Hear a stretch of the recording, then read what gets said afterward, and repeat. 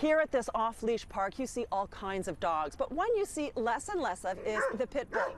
That's thanks to a province-wide ban that deemed the breed a risk to public safety.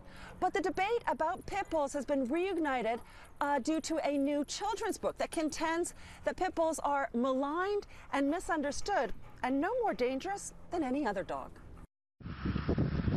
Many people wouldn't dream of using the words lovable, gentle, cuddly, and pit bull in the same sentence.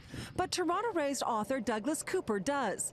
In his new children's book, Galunker, he and talented illustrator Dula Yavni seek to dispel some of what they say are myths about pit bulls. Galunker was hated by all of mankind, and it bothered Galunk, and I'll bet that you'd mind. Doug Cooper writes that Galunker looks mean, but is as threatening as a marshmallow, and says he bases this stance on the latest research. It's not really my opinion. This is scientifically demonstrated.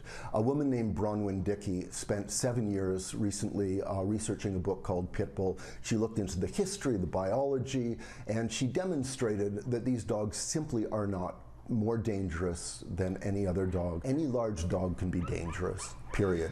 Cooper has garnered a lot of support, knowing that a conventional publisher would likely not go near a project featuring a friendly pit bull. He and Yavni launched a hugely successful Kickstarter campaign.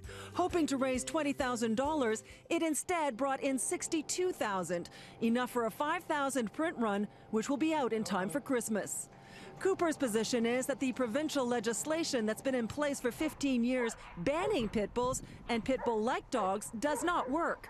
The Toronto Humane Society agrees.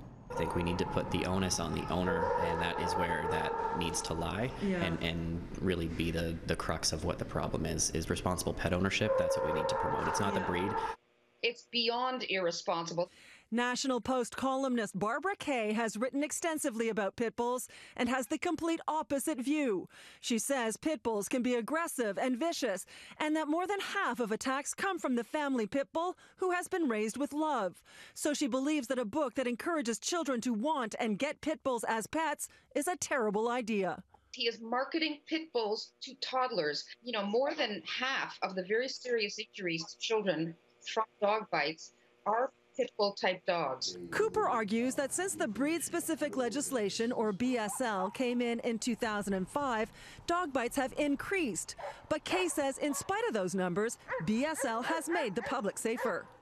I never talk about bites. When I talk about pit bulls, I talk about maulings.